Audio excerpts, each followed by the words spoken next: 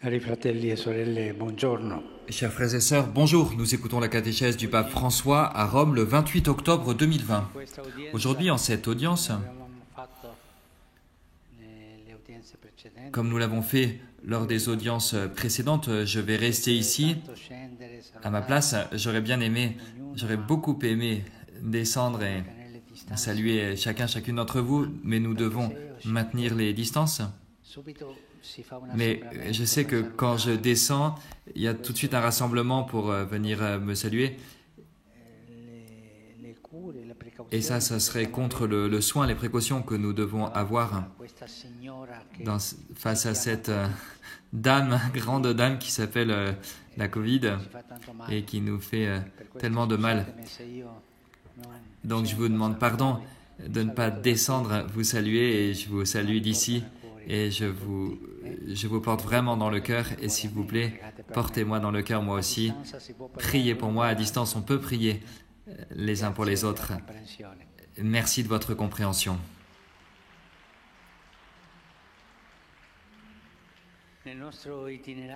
Dans notre itinéraire de catéchèse sur la prière, après avoir parcouru l'Ancien Testament, nous arrivons maintenant à Jésus. Et Jésus priait. Le début de sa mission publique a lieu à son baptême à la rivière du Jourdain. Les évangélistes donnent une importance fondamentale à cet épisode. Ils racontent comment tout le peuple était rassemblé en prière. Ils précisent que ce rassemblement avait un caractère pénitentiel clair. Le peuple allait se faire baptiser par Jean pour le pardon de leurs péchés. Il y a un caractère pénitentiel de rémission des péchés.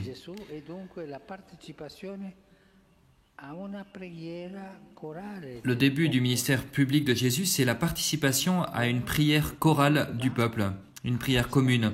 Le peuple qui va se faire baptiser, une prière pénitentielle où tous se reconnaissaient pécheurs. Voilà pourquoi Jean-Baptiste sent qu'il doit s'opposer. Non, c'est moi qui dois me faire baptiser par toi et toi tu viens me voir. Jean-Baptiste comprend qui est Jésus. Mais Jésus insiste. Il accomplit un acte qui obéit à la volonté du Père, un acte de solidarité avec notre condition humaine. Il prie avec les pécheurs du peuple de Dieu. Gardons cela bien à l'esprit. Jésus est juste, il n'est pas pécheur, mais il veut descendre jusqu'à nous qui sommes pécheurs et il prie avec nous qui sommes pécheurs. Quand nous prions, il est avec nous et il prie avec nous. Quand nous prions, il est au ciel en train de prier pour nous. Jésus prie toujours avec son peuple. Jésus prie toujours avec nous, toujours. Nous ne prions jamais seuls, nous prions toujours avec Jésus.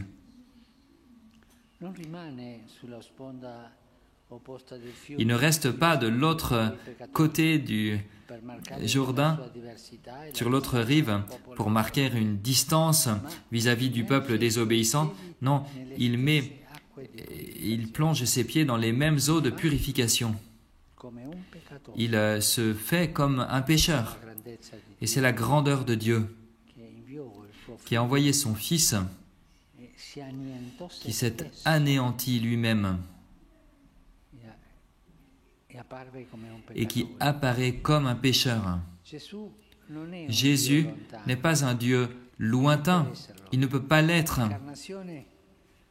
L'incarnation l'a révélé de manière humainement impensable. Inaugurant ainsi sa mission, Jésus se met au début de la file de ce peuple de pénitents comme pour ouvrir une brèche à travers laquelle nous tous, après lui, nous devons avoir le courage de passer. Et la route, le chemin est difficile, mais lui, il ouvre le chemin. Le catéchisme de l'Église catholique explique que c'est là la nouveauté de la plénitude des temps. Voilà ce que dit le catéchisme. La prière filiale que le Père attendait de ses enfants est finalement vécue par le Fils lui-même, le Fils unique, dans son humanité, avec les hommes et pour les hommes. Jésus prie avec nous. Gardons cela bien en tête et à l'esprit, au cœur. Jésus prie avec nous. Ce jour, sur les rives du Jourdain, il y a toute l'humanité, avec ses désirs qu'elle n'arrive même pas à exprimer dans sa prière. Tout ce peuple de pécheurs, ce peuple qui ne se croit pas digne d'être aimé de Dieu, qui ne pensait pas pouvoir aller au-delà du seuil du temple, ceux qui ne priaient pas parce qu'ils ne s'en sentaient pas dignes.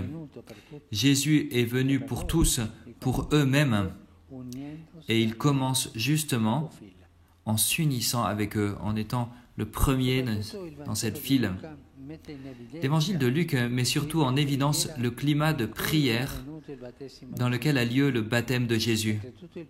Tout le peuple était baptisé et Jésus,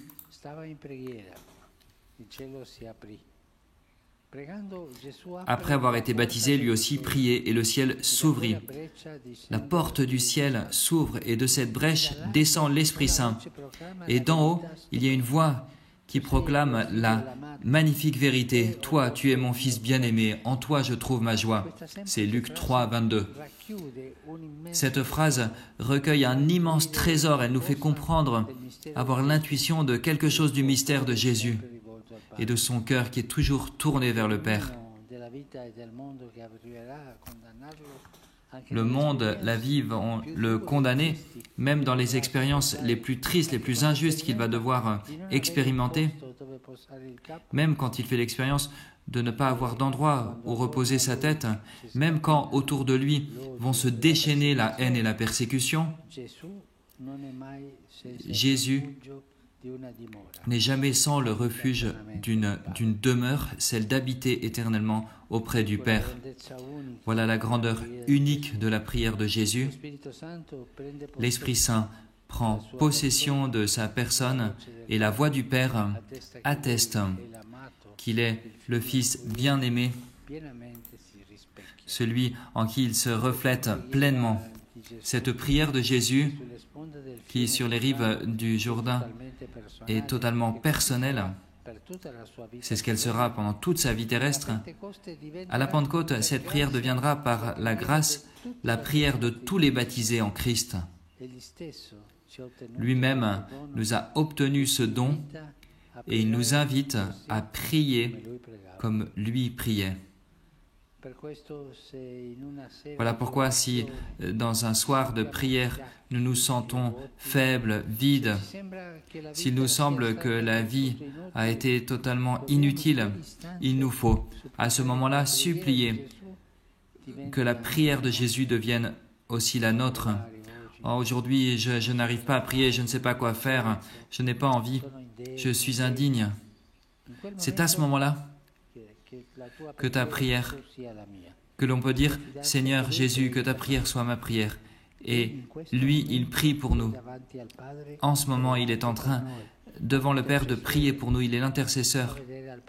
Il montre ses plaies pour nous. Il montre au Père ses plaies pour nous. Ayons confiance en cela. C'est quelque chose de très grand. Alors, si nous avons confiance, nous pourrons entendre une voix venue du ciel plus forte que la voix qui vient du fond de nous-mêmes, et nous entendrons cette voix nous dire des paroles de tendresse. Tu es le bien-aimé de Dieu, tu es Fils, tu es la joie du Père du ciel. Justement, pour nous, pour chacune d'entre nous, résonne cette voix du Père, même si nous sommes repoussés par tous, pécheurs de la pire espèce. Jésus ne descend pas dans les eaux du Jourdain pour lui-même, il le fait pour nous tous. C'est tout le peuple de Dieu qui s'approchait du Jourdain pour prier, pour demander pardon, pour accomplir ce baptême de pénitence. Et comme dit ce théologien, il s'approchait du Jourdain, l'âme nue et les pieds nus. Voilà la vraie humilité, car pour prier, il nous faut être humble. Les cieux s'ouvrent comme Moïse avait ouvert les eaux de la mer Rouge pour que tous nous puissions le suivre, marcher après lui. Jésus nous a donné sa prière même, son dialogue d'amour avec le Père. Il nous l'a donné comme une semence de la Trinité qui veut attendrir notre cœur. Accueillons ce don, le don de la prière, toujours avec lui, et nous ne nous tromperons pas. Merci.